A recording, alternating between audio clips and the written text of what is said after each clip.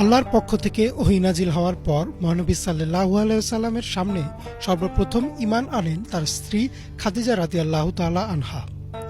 এরপর একে একে হযরত আলী রাদিয়াল্লাহু তাআলা আনহু, হযরত আবু বকর রাদিয়াল্লাহু তাআলা আনহু সহ মহানবী সাল্লাল্লাহু আলাইহি ওয়াসাল্লামের আশপাশের মানুষরা ইসলাম ধর্ম কবুল করেন। নবুয়ত প্রাপ্তির পরের ৩ বছর দাওয়াত ছিল গোপন। তখনও সর্বসাধারণকে ইসলামের দাওয়াত দেওয়া হয়নি, ফলে তখন মহানবী সাল্লাল্লাহু আলাইহি ওয়াসাল্লামের তেমন কোনো বিরোধিতাও ছিল না। এ সময় মুসলিমদের অনেকটা গোপনে আল্লাহর দেখানো পথের কথা বলতেন রাসূলুল্লাহ সাল্লাল্লাহু আলাইহি ওয়াসাল্লাম। প্রথমবার কোরআন নাজিলের ৩ বছর পর আল্লাহ নির্দেশ দিলেন যেন কোরআনের দাওয়াত সর্বসাধারণের মাঝে পৌঁছে দেওয়া হয়।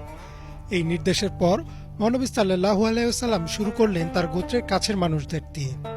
কুরাইশদের মধ্য থেকে ৪০ জনকে মহানবী সাল্লাল্লাহু আলাইহি ওয়াসাল্লাম তার বাসায় দাওয়াত করলেন, আর আলী রাদিয়াল্লাহু তাআলা আনহুকে নির্দেশ দিলেন তাদের জন্য কিছু খাবারের আয়োজন করতে। বাসায় সেই সময় খুব বেশি খাবার ছিল না। খাবার দেয়া হলো একটি থালায়। মহানবী সাল্লাল্লাহু আলাইহি ওয়াসাল্লাম বিসমিল্লাহ বলে খাওয়া শুরু করলেন। এরপর সেই এক থালা থেকে ৪০ জনের সবাই পেট ভরে খায়। এটা ছিল মহানবী সাল্লাল্লাহু আলাইহি ওয়াসাল্লামের প্রথম দিককার একটি মুজিজা। খাবার খাওয়ার সময়ই আবু লাহাব বুঝতে পেরেছিল যে হয়তো মুহাম্মদ সাল্লাল্লাহু আলাইহি ওয়াসাল্লাম এখন সবার সামনে ইসলামের দাওয়াত দিবেন। তাই খাবার শেষ করেই আবু লাহাব উঠে দাঁড়ায় আর বলে তার কাজ আছে, সে চলে যাবে। যেহেতু সে ছিল একজন গুরুত্বপূর্ণ ব্যক্তি আর মহানবী সাল্লাল্লাহু আলাইহি ওয়াসাল্লামের চাচা, তাই তার দেখা দেখি আর অনেকেই উঠে গেলেন। মহানবী সাল্লাল্লাহু আলাইহি ওয়াসাল্লাম আবু লাহাবের চালাকি বুঝতে পেরেছিল। কিছুদিন পর আবারও তাদের দাওয়াত দেওয়া হলো। তবে এবার খাবার শেষ হওয়ার আগেই মহানবী সাল্লাল্লাহু আলাইহি ওয়াসাল্লাম বললেন, আমি আপনাদের সামনে আল্লাহর পাঠানো দূত হিসেবে এসেছি। আপনারা যদি মূর্তি পূজা ছেড়ে এক আল্লাহর ইবাদত করেন, তবে আল্লাহ ওয়াদা করেছেন যে আপনাদের দুনিয়া ও আখিরাতে সর্বোচ্চ প্রতিদান দিবেন। আবু লাহাব তখন খুব কঠিন ভাষায় সবাইকে বলল, কত বড় স্পর্ধা এই ছেলের! সে আমাদেরকে আমাদের বাপদাদার ধর্ম থেকে সরে আসতে বলছে। এসব কথা একেবারে অর্থহীন। তবে উপস্থিত সবার মাঝে শুধু আবু লাহাবই কঠিন গলায় কথা বলেছে। এছাড়া মহানবী সাল্লাল্লাহু আলাইহি ওয়াসাল্লামের কিছু আত্মীয় তাকে বললেন, তুমি পুরো শহরকে ইসলামের দাওয়াত দাও, আমরা তোমার সাহায্য করব। মহানবী সাল্লাল্লাহু আলাইহি ওয়াসাল্লাম সাফা পাহাড়ে উঠলেন আর শহরবাসীকে ডাকলেন। সবাই জড়ো হওয়ার পর তিনি জিজ্ঞেস করলেন, আপনারা কি আমাকে বিশ্বাস করেন?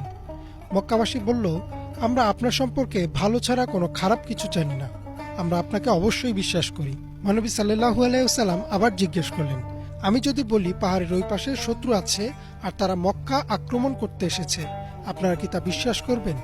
তারা বলল, অবশ্যই, কারণ আপনার মুখে আমরা সত্য কথা ছাড়া কোনো কিছু শুনি না। তখন মহানবী সাল্লাল্লাহু আলাইহি ওয়াসাল্লাম বললেন, আমি আল্লাহর পক্ষ থেকে পাঠানো এক সতর্ককারী। এমন একটা দিন আসছে যেদিন সবার বিচার হবে, যে দিনটি হবে ভয়াবহ বিপদের। আপনারা যদি এই বিপদ থেকে বাঁচতে চান, তবে মূর্তি পূজা ছেড়ে এক আল্লাহর উপাসনা করুন, তা না হলে সেদিন আমি আপনাদের কোনো সাহায্য করতে পারবো না। তার কথা শেষ হওয়ার পর আবু লাহাব এক মুঠো বালু তার দিকে ছুড়ে দিয়ে বলল, তোমার উপর অভিশাপ নেমে আসুক, এসব কথা বলার জন্য তুমি আমাদের এখানে ডেকেছ? তার এই কথার পরেই আল্লাহ সূরা লাহাব নাজিল করলেন, যেখানে তিনি আবু লাহাবকে অভিসম্পাত করেছেন। আবু লাহাবই ছিল প্রথম ব্যক্তি যে জনসম্মুখে মহানবী সাল্লাল্লাহু আলাইহি ওয়াসাল্লাম তথা ইসলামের বিরোধিতা করে। এরপর থেকে মহানবী সাল্লাল্লাহু আলাইহি ওয়াসাল্লাম ও তার সঙ্গীরা জনসম্মুখে ইসলামে দাওয়াত দেওয়া শুরু করলেন। কখনো বাজারে, কখনো খোলা মাঠে, কখনো কাবার সামনে, কখনো আবার হজ করতে আসা মানুষের সামনে। ফলে বহু লোক একে একে ইসলামের পথে আসা শুরু করলেন। তবে বহু লোক প্রকাশ্যে তার বিরোধিতাও শুরু করল।